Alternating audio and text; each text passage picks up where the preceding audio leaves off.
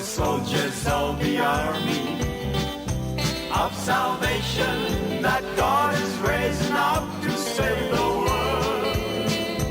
And we won't lay down our arms until every nation is bowed on bended knees before the Lord. Though the hosts of hell and darkness come head on against us, by suffering temptations we are tried, and we know there's not a power that can overcome us with the love of Jesus by our side. We are the soldiers of the army of salvation that God is raising up to save the world, and we won't lay down our arms until every nation is bowed and bowed. Shalom, shalom, bien-aimés dans le Seigneur. Nous nous retrouvons encore aujourd'hui pour notre émission Lampe prophétique.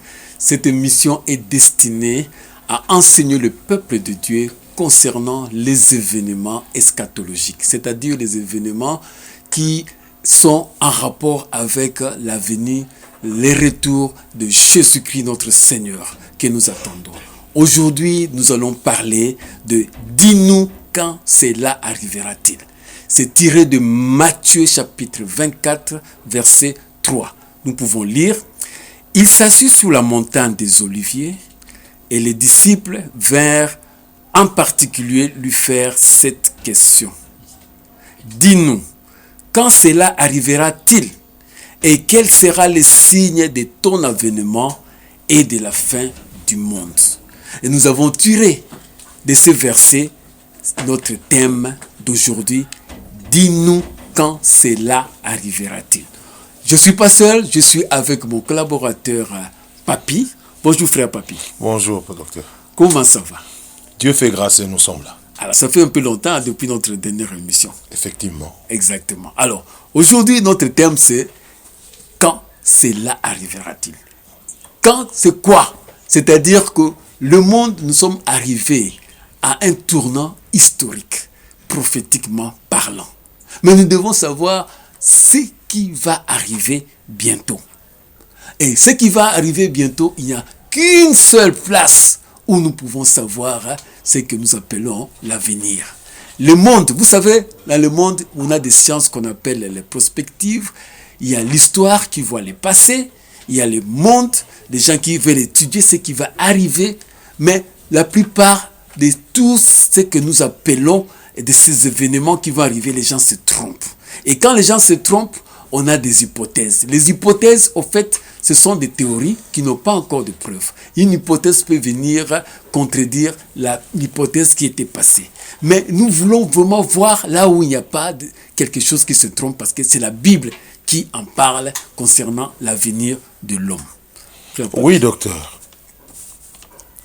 Il y a ce qu'on appelle aussi les bilans dans ce monde, qui nous permet de peindre un tableau. Actuellement, nous voyons que ce tableau-là, en tout cas, n'est pas clair. Et nous nous posons la question, en termes d'où nous venons, où nous en sommes et quelles sont les perspectives. Voilà, donc il y a trois questions fondamentales qui vont nous amener à connaître qu'est-ce qui va arriver bientôt. Alors, commençons donc par la première question, où va notre monde? Quand nous disons où va notre monde, en réalité, nous devons savoir d'où nous venons et où nous en sommes et là où nous allons. Parce que la question de savoir où nous allons, c'est-à-dire qu'il y a eu un passé. Et quel était le passé? Alors, je prends par exemple un exemple. Vous savez, cette question de où va notre monde, on se la pose souvent. Par exemple, vous savez, il y a eu la guerre en Ukraine. Comment un pays souverain peut être attaqué par un autre pays aussi souverain en violant ce qu'on appelle l'intangibilité des frontières? Ils ont violé et puis ils ont envahi un autre État. Alors les gens vont se dire, mais où allons-nous si déjà des choses comme ça se passent en Europe? J'ai entendu un journaliste dire, nous sommes au XXIe siècle, il y a encore la guerre en Europe, parce que l'Ukraine est en Europe. Donc c'était une question, les gens se sont posé la question, c'est-à-dire on ne sait pas où le monde va aller. Il y a eu le coronavirus, la pandémie de Covid. Des gens ont perdu leur liberté en restant confinés à la maison. Il y a eu des gens qui ont été confinés pour la première fois. On a vu les images de Shanghai, les images de Paris, les images de New York, où les gens étaient confinés, il n'y avait personne dans les rues. Alors les gens ont eu peur, où va ce monde?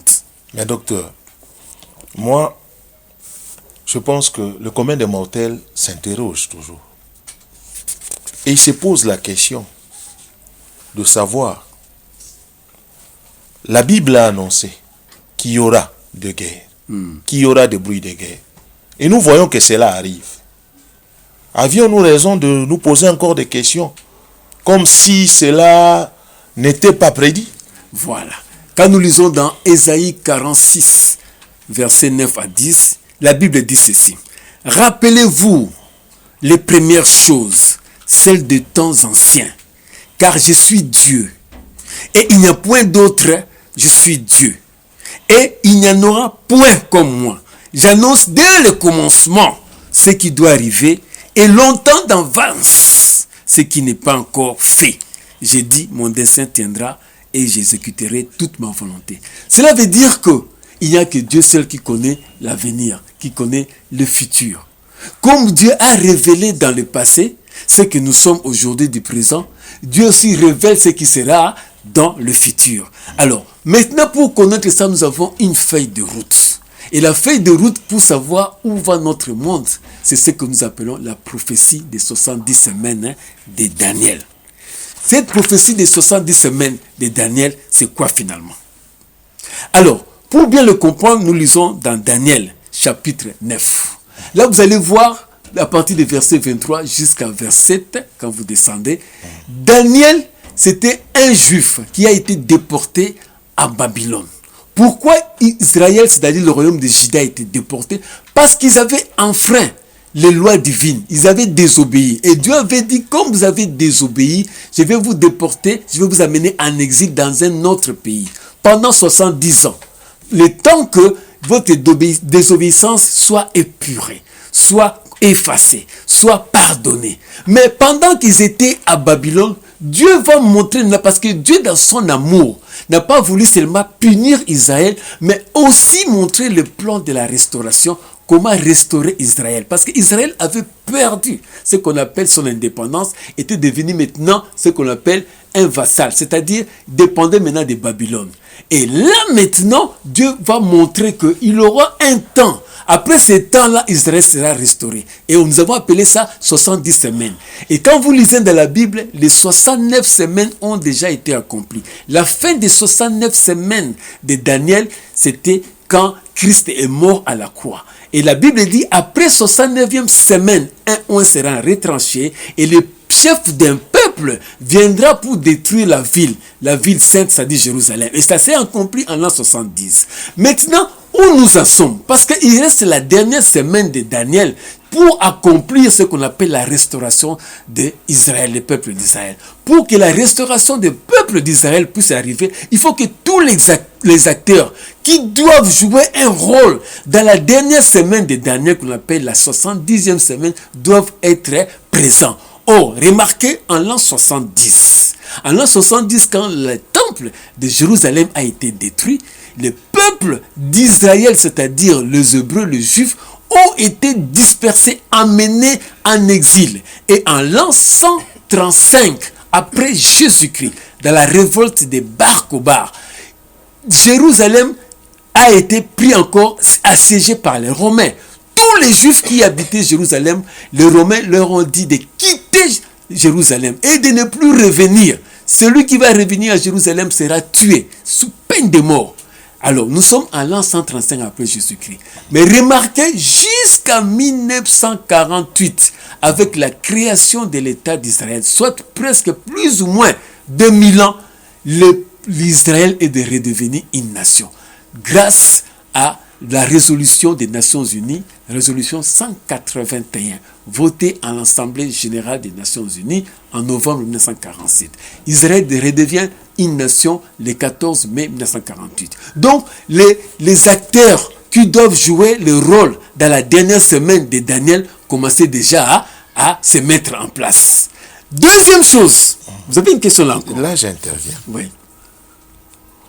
Actuellement, nous constatons que des éléments des prophéties bibliques, en tout cas, sont en train de se réunir. Et même le profane dans le monde le savent, le voient et le crient tout haut.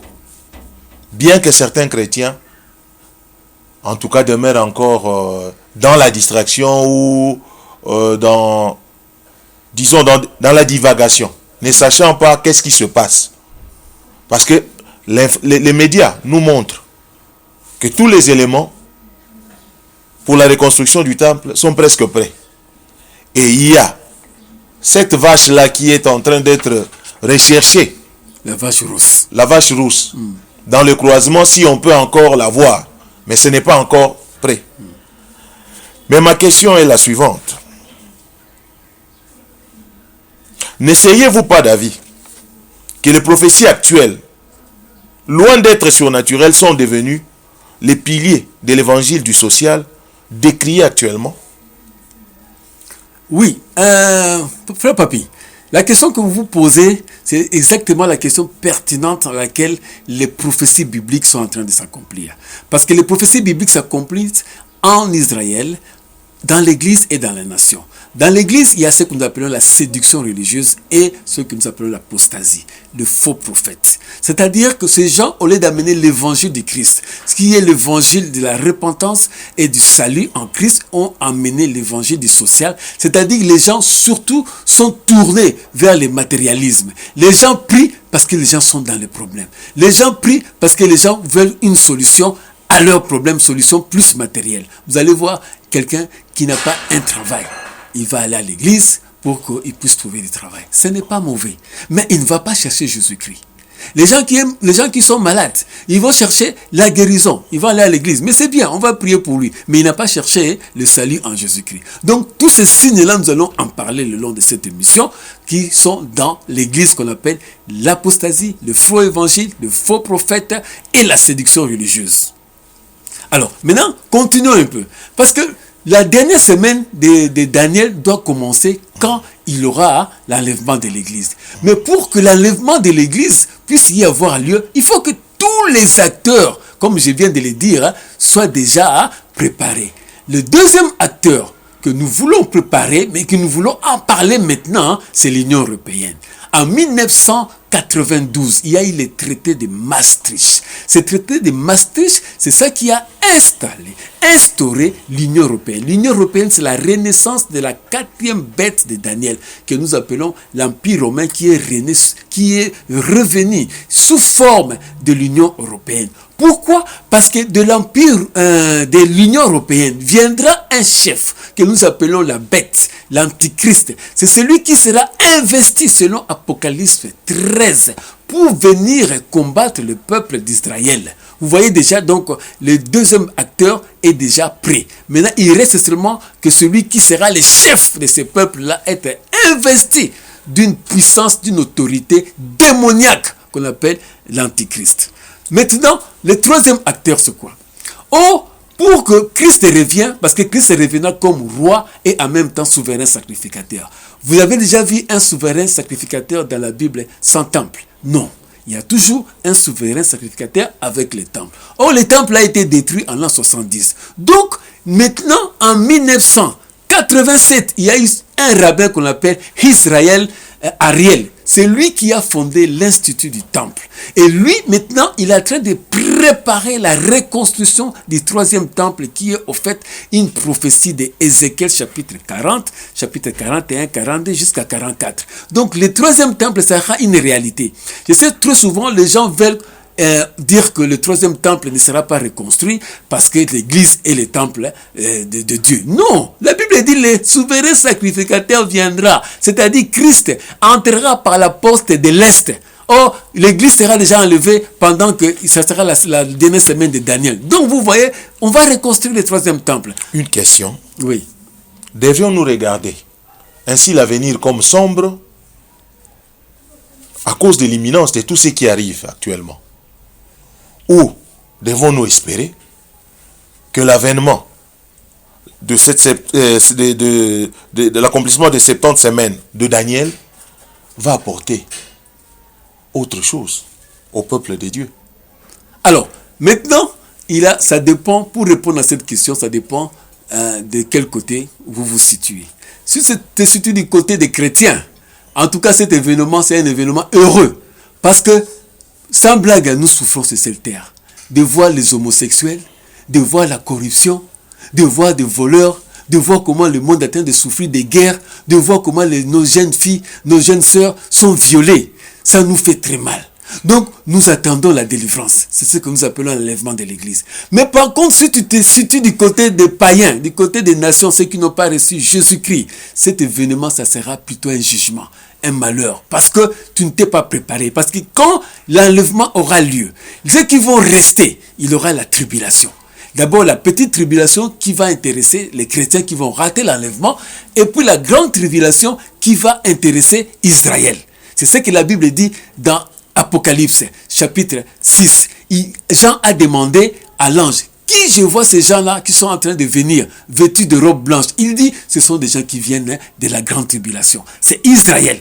Israël va venir de la grande tribulation que nous allons expliquer bientôt. Tandis que les chrétiens qui vont rater l'enlèvement, ils seront déjà persécutés juste après quand l'apparition de l'impie va se manifester. C'est-à-dire quand l'impie va se manifester, la première chose, il va avoir une religion unique. C'est le quatrième acteur qui doit se manifester. Je parlais du premier acteur, c'était Israël, la renaissance d'Israël. Deuxième acteur, je parlais de l'Union européenne. Troisième acteur, je parlais des temples de Jérusalem qui doit être reconstruit. En 1987, ils ont déjà créé l'Institut du Temple. Et quatrième acteur qui doit entrer en jeu pendant la période que nous appelons la dernière semaine de Daniel, c'est l'œcuménisme. L'œcuménisme, pourquoi? Parce que la religion de l'Antichrist sera adoré, comme la Bible dit dans Apocalypse chapitre 13, versets 4, 5, 6, 7. La Bible dit, ils adoreront la bête. C'est-à-dire, pour adorer la bête, il doit avoir une religion. Et il va amener tout le monde à une seule religion. Il n'aura plus les religions catholiques, protestantes, musulmanes ou quoi, que sais-je. Il n'y aura qu'une seule religion, c'est la religion de l'œcuménisme. Alors, quand est-ce que l'œcuménisme a commencé? En 1900, souvenez-moi très bien, 1986, il y a eu ce que nous appelons les dialogues interreligieux, qui a été, au fait, sous les auspices de l'Église catholique. Il y a eu le pape Jean-Paul II qui a amené tous les responsables religieux. Il y a eu les musulmans, les imams, il y a eu les vaudouistes, il y a eu des bouddhistes comme les Dalai Lama, il y a eu toutes les religions, plus ou moins 135 hommes responsables religieux qui sont venus pour participer à ces dialogues. Donc nous terminons là. Pour notre prochaine émission, nous allons expliquer maintenant ce qui va arriver après l'enlèvement. Je vous bénis, je vous attends à la prochaine émission. Soyez nombreux, abonnez-vous massivement. Que Dieu vous bénisse. The soldiers of the army of salvation that God is raising up to save the world. And we won't lay down our arms until every nation is bowed on bended knees before the Lord. Though the hosts of hell and darkness come head on against us, by suffering temptations we are tried, and we know there's not a power that can overcome us with the love of Jesus by our side. We are the soldiers of the army of salvation that God